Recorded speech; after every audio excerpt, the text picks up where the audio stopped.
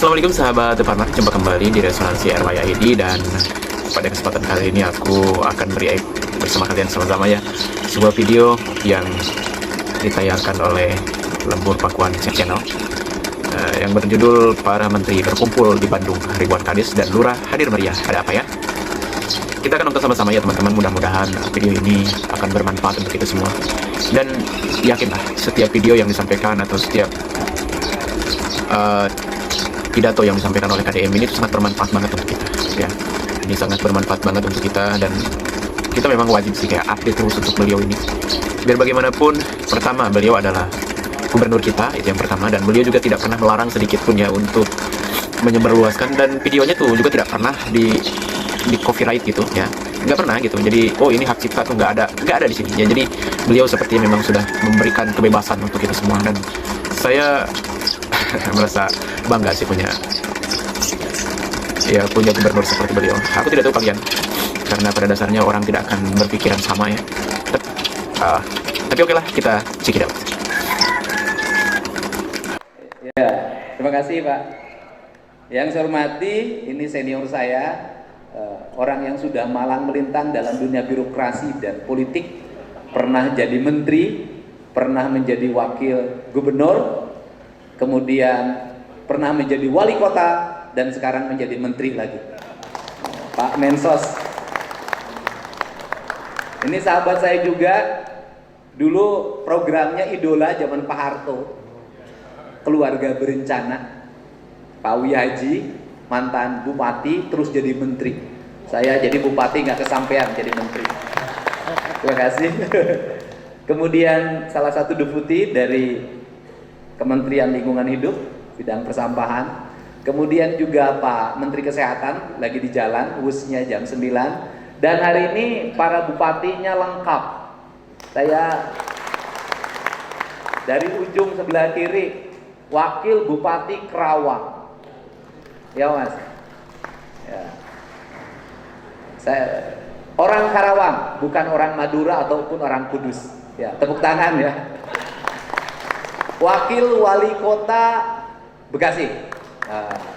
Dari wajahnya kelihatan glowing, mantan playboy. Wakil Bupati Majalengka ya. Masih muda tapi sudah tidak punya harapan karena sudah punya istri.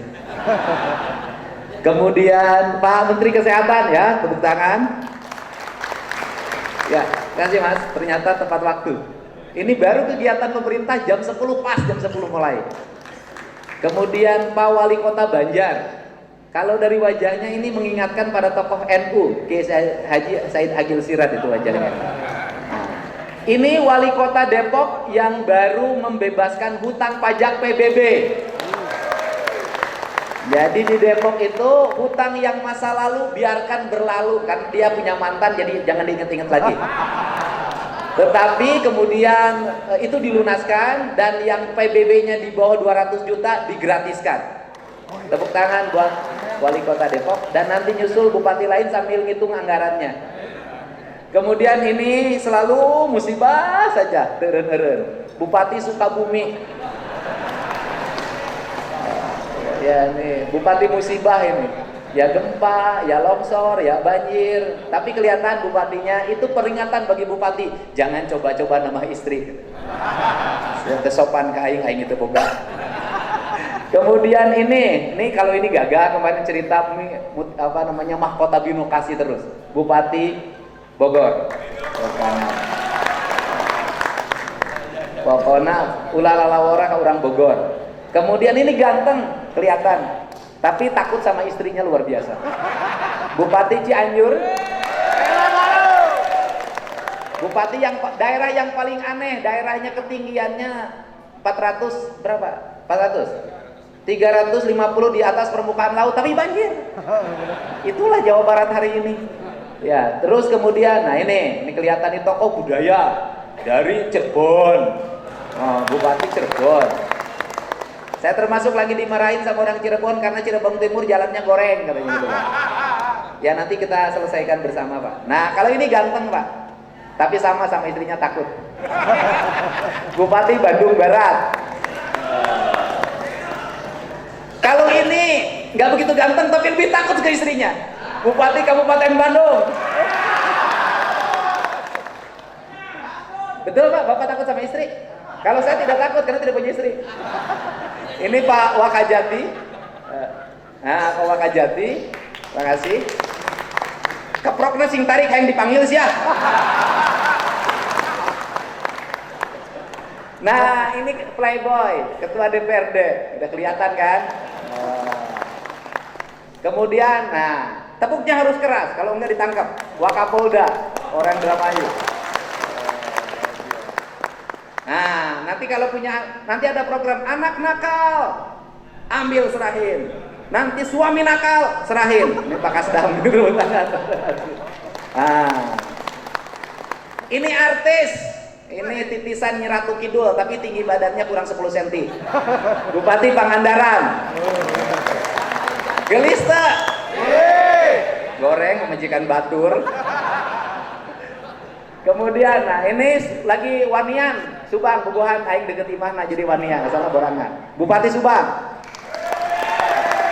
26 tahun. 26 ya Pak? 28. Jangan nambah istri. Tidak boleh. Harus setia pada istrinya. Kamu bermain dengan wanita lain, urusannya panjang dengan saya. Tepuk tangan ya. Nah, kalau ini boleh dipilih siapa yang mau jadi menantunya. Bupati Indramayu. Ganteng tapi tidak playboy. Nah, kalau yang mau playboy, Bupati Bekasi. Si Raja bongkar. Dia yang bongkar, saya yang bayar. Nah, kalau ini Kiai, Bupati Garut. Kiai. Nah, kemudian, coba lutik, coba goreng, penek. Bupati Purwakarta. Tapi kalau urusan nyali, mengalahkan yang tampan. Yang tampan punya satu, dia 197. Ini pengusaha wali kota Sukabumi. Nah, ini tentara yang tidak pernah pensiun, wali kota Cimahi. Dan ini tidak pernah mengajukan bantuan ke saya karena daerahnya sudah cukup. Namanya Cimahi. Yang akan mengajukan Cisaat ke saya. Cisaat. Nah, ini wakil bupati Kuningan. Beres. Oke. Nah, ini mah artis. Sama, ini lebih takut pada istri dibanding yang lain. Wakil wali kota Tasik. Bapak betul takut sama istri? Nah, ini yang terakhir, wakil wali kota Cirebon. Silakan ya. Keprok, berudah. Ame bantuan desa naik. Hadir juga ya para anggota DPRD Provinsi Jawa Barat. Mangga berdiri Pak, para anggota DPRD Provinsi Jawa Barat, tepuk tangan semuanya. Nanti kalau ngajuin aspirasi, datang berbondong-bondong ke rumahnya, bawa proposal. Insya Allah sebagian dikabulkan, sebagian enggak. Bapak dan Ibu semuanya, kita ini di Jawa Barat ini, kenapa saya undang para menteri ke Jabar dan lengkap? Karena nyelesain Jabar itu nyelesain Indonesia. Penduduknya hampir 50 juta. Kemiskinan di Jabar selesai, kemiskinan Indonesia selesai. Keluarga berencana di Jabar selesai, keluarga berencana di Indonesia selesai.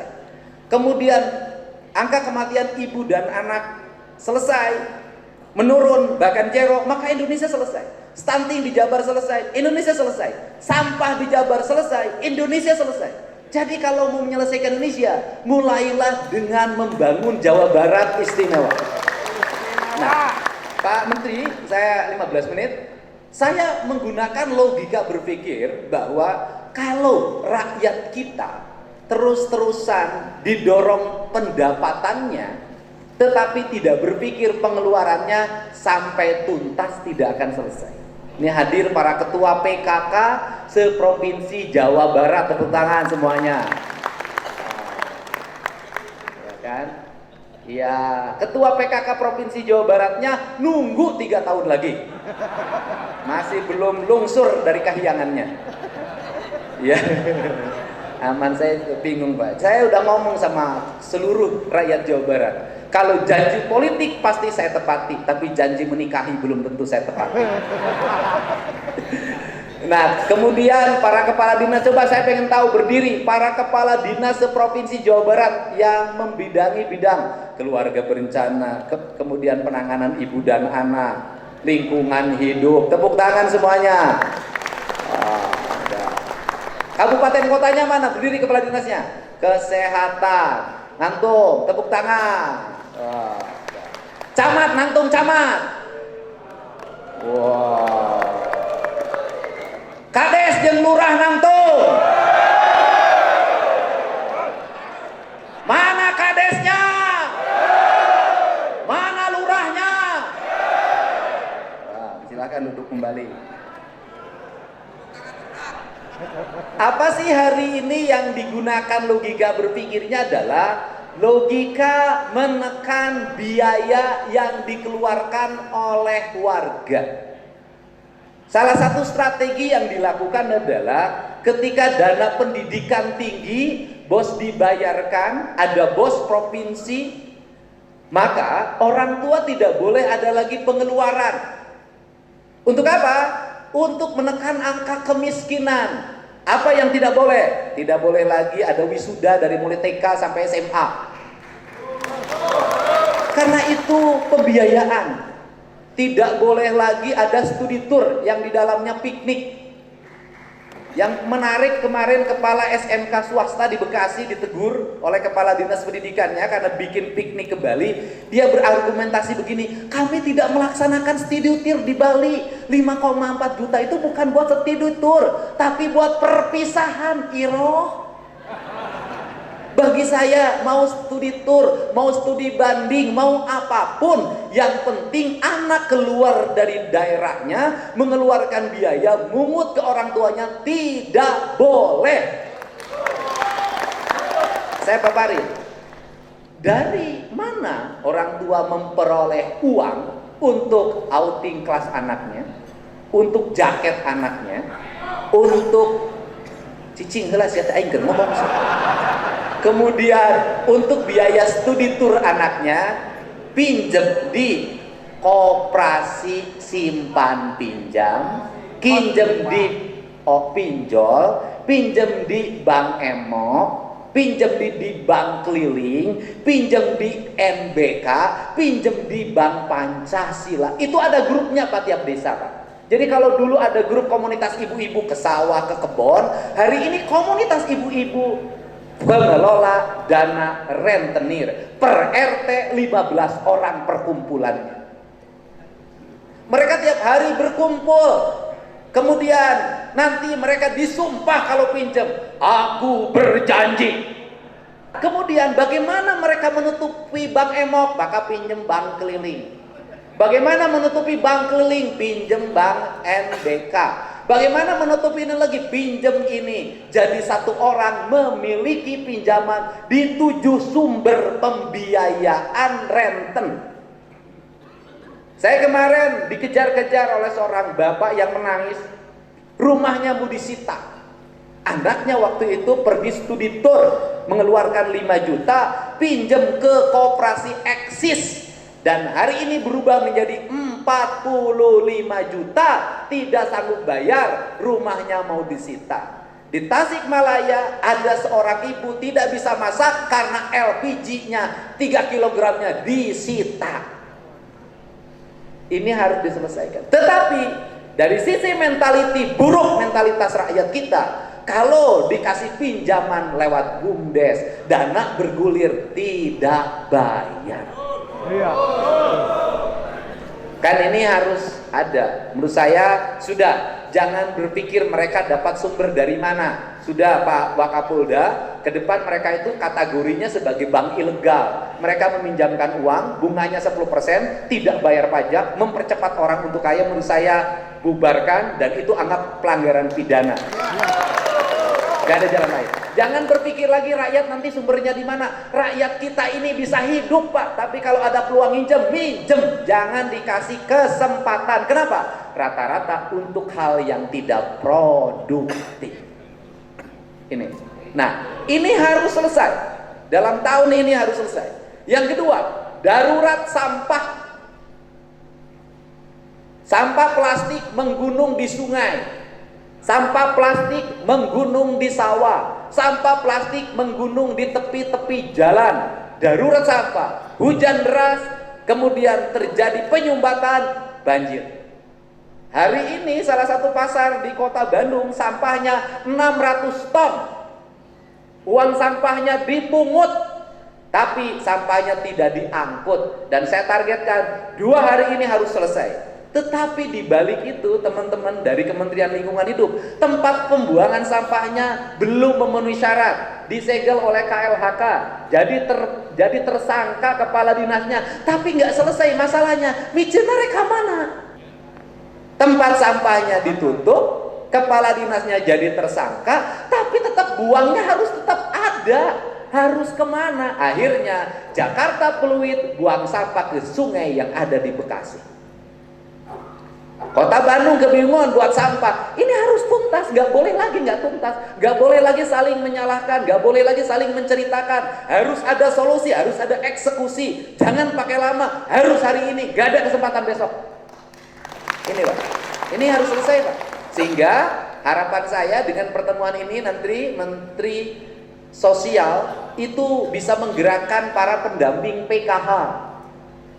Mereka mengedukasi warganya. Bagaimana caranya nanti para penerima dana PKH dan bantuan Kemensos yang sangat besar itu menjadi orang yang produktif.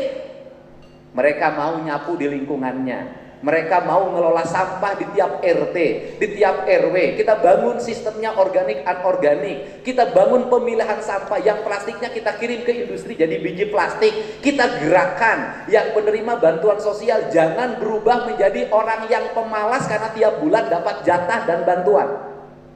Nah, kemudian saya ingin ada keterlibatan RT RW kepala desa para pendampingnya. Kalau mereka malas padahal usia produktif, menurut saya wajar kalau dievaluasi bantuannya karena dia malas. Nah, kemudian di ketahanan pangan, ini yang terjadi di desa. Orang-orang malas jadi tukang tandur, malas jadi tukang ngaramet, malas jadi tukang drep. Kenapa? Batur ge menang 20 kilo tekudu tandur. Batur ge dapat 20 kilo, 10 kilo tekudu ngarambet, malah jadi males. Justru menurut saya, orang yang terima bantuan sosial usianya produktif harus didorong ke sawah, nanam jagung, nanam padi, nanam cengek, nanam cabai. Kalau hari ini harga cabai diperbincangkan, saya ingin para pendamping PKH nanti, orang-orang para penerima PKH kasih bibit, suruh nanam cabai, suruh nanam jagung, suruh menjadi orang produktif, dapat bantuan, jangan tumbuh kelas baru yang menjadi pemalas hanya mengandalkan bantuan. Saya ini setuju. Terus kemudian seluruh bantuan-bantuan ini harus terintegrasi.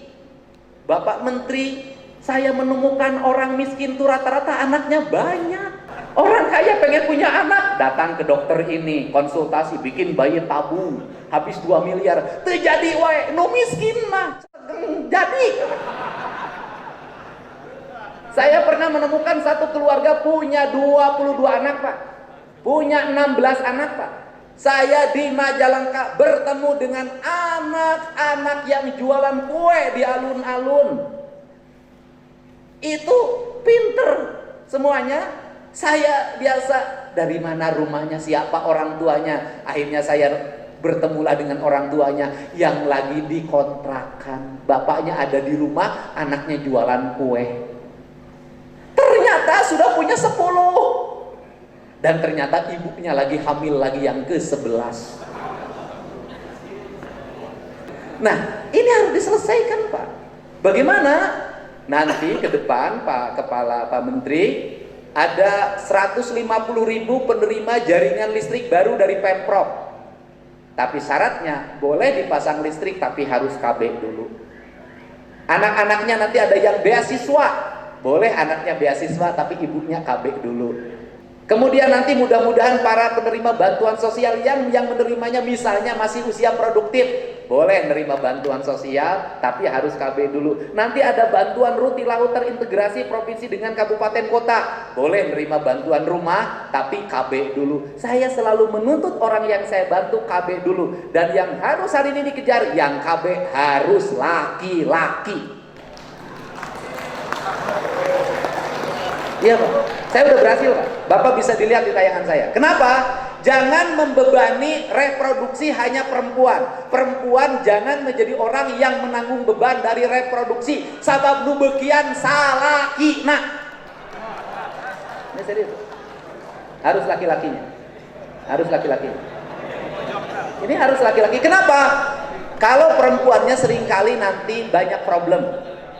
Nanti ada misalnya minum pil KB-nya lupa beda jeung pilkada. Hari pilkada itu kan jadi dulu baru lupa. Kalau pil KB lupa ya baru jadi.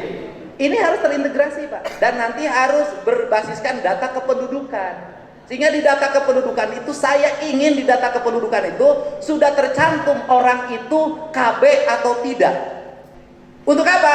Ketika kami menurunkan bantuan, ber-KB bantuan. Belum ber-KB, ber-KB dulu. Tapi KB-nya harus laki-lakinya. Yang bertanggung jawab membangun rumah suaminya. Yang bertanggung jawab terhadap pendidikan anak-anaknya suaminya. Kalau suaminya tak mampu lagi membesarkan anaknya, membiayai pendidikannya, maka dia sudah gagal menjadi seorang suami.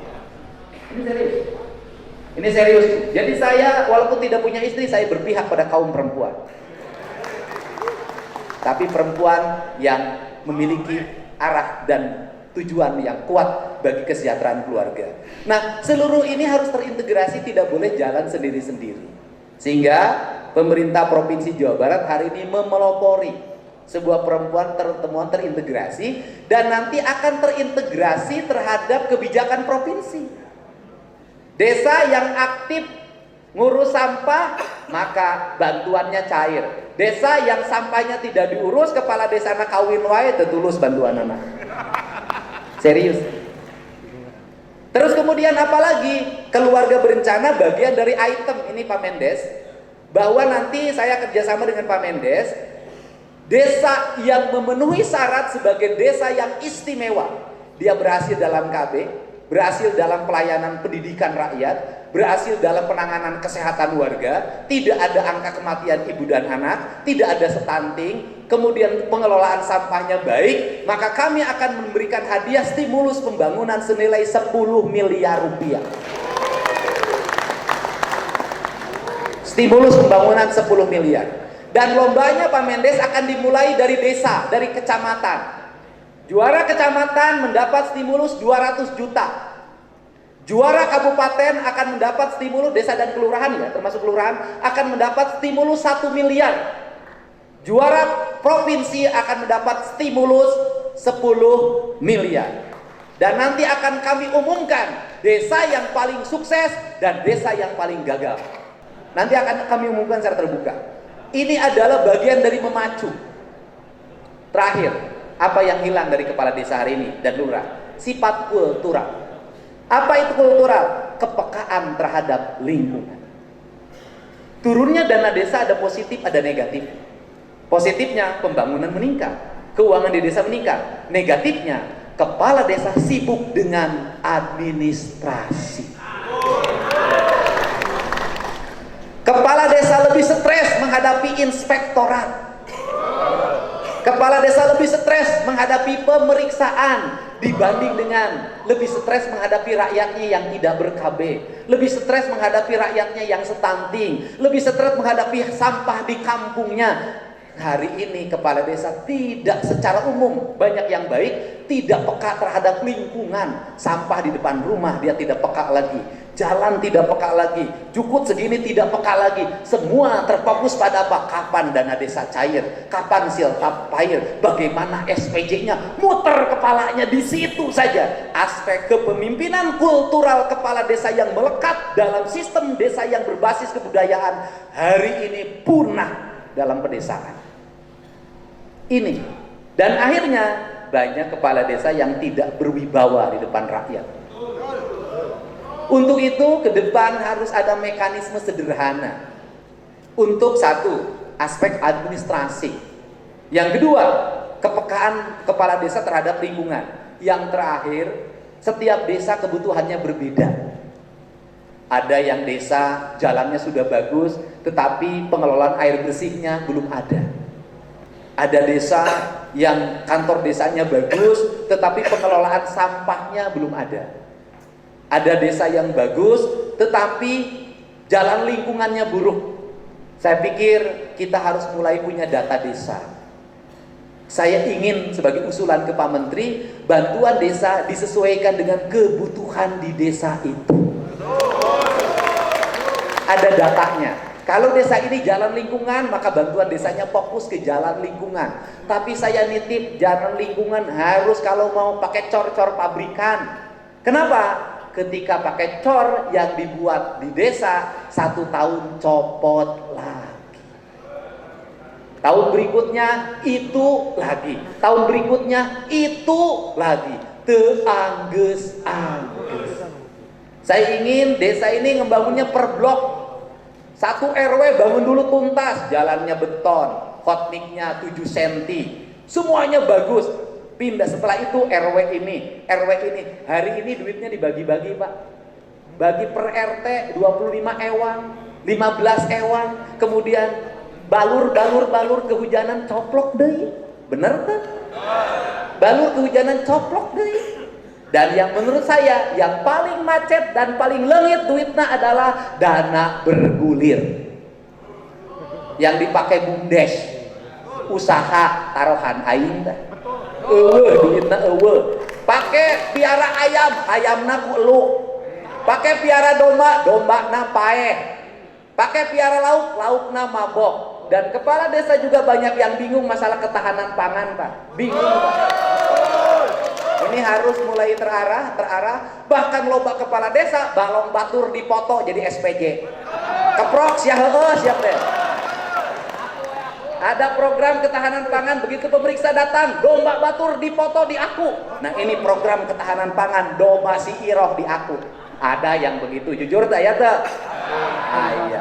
Nah ini akibatnya, karena kepala desanya salah dalam memis, datanglah orang yang mengaku sebagai pengawas. Apakah itu dari LSM, apakah dari Ormas, apakah ngaku dari wartawan. Mungkin sieun, makin takut. Karena makin takut, tiap datang 200. Akhirnya yang ini hilang, yang ini habis. Sieun deui dipanggil ku serse, kieu stres. Ini harus segera disudahi, Pak. Masyarakat perlu pemimpin yang ngurus, bukan pemimpin depresi, Pak. Masyarakat perlu pemimpin yang mengayomi lingkungannya, bukan pemimpin yang stres terus-terusan. Karena kepala desa stres, maka kecamatan akan stres, kabupaten akan stres. Saya tidak mau provinsi Jawa Barat menjadi provinsi stres. Ini rubah, Pak. Dan kita jujur-jujuran dengan satu harapan, saya minta kepala desa, karena saya dekat dengan seluruh kepala desa, yang lalu biarkan berlalu. Kalakuan rubah heula geus, jangan diulangi lagi. Tapi sekarang ke depan tolong robah diri Anda, perbaiki. Kita ingin memimpin dengan baik, kita ingin Jawa Barat istimewa. Itu karena saya memimpin menghindari politisasi apapun. Saya akan bersikap objektif demi kepentingan rakyat Jawa Barat. Saya tidak akan bicara kepartaian, tidak akan bicara saya ke depan apa. Saya ingin desa teh ngah ngenang, ngah hening, kelurahan teh ngeunah nyandang, ngeunah nyanding, tapi tong nyandung. Terus kemudian ada lagi, Pak, kelurahan. Karena desa mendapat alokasi terus, kelurahan mengalami kesulitan. Kenapa? Tidak bisa terima hibah, tidak bisa terima dana bantuan. Sehingga saya akan merumuskan hari ini, dilombakan tuh desa dan kelurahan. Saya pun akan memikirkan bagaimana kelurahan-kelurahan bisa tumbuh dengan baik. Ini saya ucapkan terima kasih. Untuk itu siap? Mana siapnya? Siap? Awas ya, balik di gawe di dia Tegarawe si awas kuai. Siap? Siap desanya bersih? Siap bebas stunting? Siap bebas kemiskinan? Siap bebas kematian ibu dan anak? Siap tidak nyandung? Terima kasih. Wallahu muwaffiq ila aqwamit thoriq. Assalamualaikum warahmatullahi wabarakatuh. Sampurasun.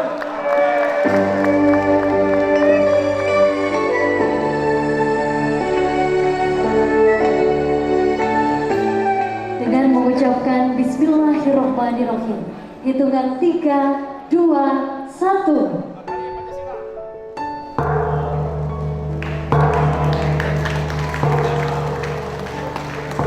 Dengan demikian tentunya musyawarah desa kelurahan khusus telah resmi dilanjutkan. Deklarasi Jawa Barat Istimewa. Deklarasi Jawa Barat Istimewa. Pada hari ini, Senin 28 April 2025, Senin 28 April 2025, kami, Menteri Desa dan Pembangunan Desa Tertinggal Republik Indonesia, Menteri Desa dan Pembangunan Daerah Tertinggal Indonesia, Menteri Sosial Republik Indonesia, Menteri Sosial Republik Indonesia, Menteri Kesehatan Republik Indonesia, Menteri Kesehatan Republik Indonesia, Menteri Lingkungan Hidup Republik Indonesia, Menteri Lingkungan Hidup Republik Indonesia, Menteri Kependudukan dan Pembangunan Keluarga Republik Indonesia, Menteri Kependudukan dan Pembangunan Keluarga Republik Indonesia, Gubernur Jawa Barat, Gubernur Jawa Barat, Forkopimda Provinsi Jawa Barat, Forkopimda Provinsi Jawa Barat, para bupati wali kota se-Provinsi Jawa Barat, para bupati wali kota se-Provinsi Jawa Barat,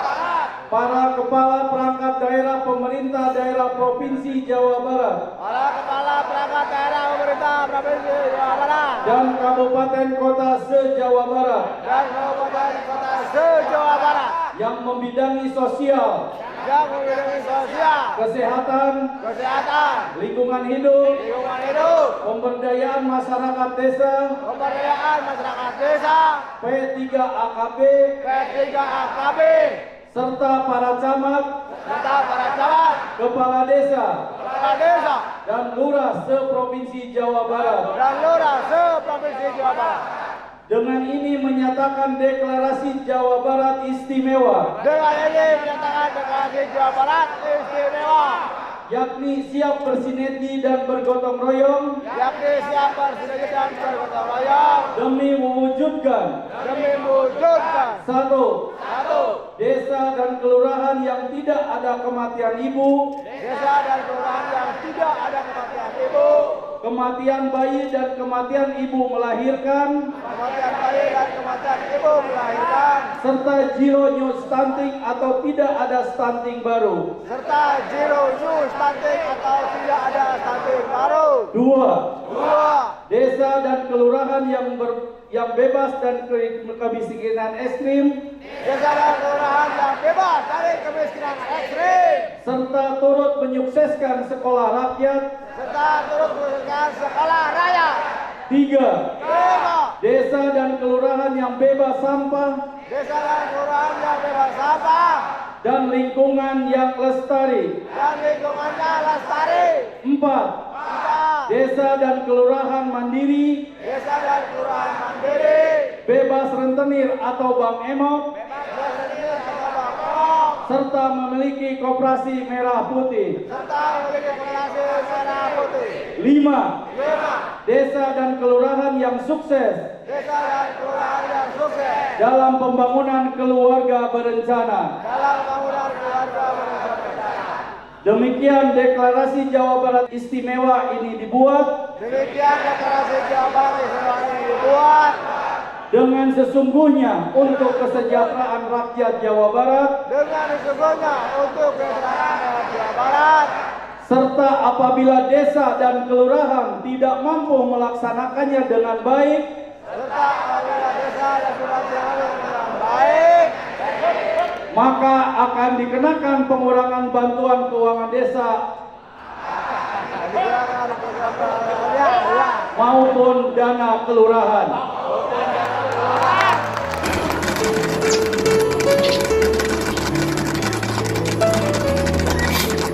Oke teman-teman, itu semua video yang sudah kita lihat sama-sama. Aku berharap ini akan membuka otak kita atau akan membuka cara pikir kita ya, atau akan mengubah cara pandang kita, cara pikir kita, dan akan mengubah juga cara hidup kita yang menurut aku memang sudah salah selama ini. Kita tuh sudah salah dalam menjalani kehidupan.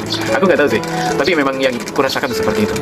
Di budaya di kehidupan kita tuh sudah tidak budaya sudah lagi, melainkan budaya yang datang dari orang lain, dari negara lain, atau ya dari bangsa lain, atau dari suku lain. Mungkin memang saudara kita juga, tapi sepertinya kita memang butuh banyak belajar untuk kali ini. Dan sampai jumpa di lain kesempatan di next video. Bye bye. Assalamualaikum.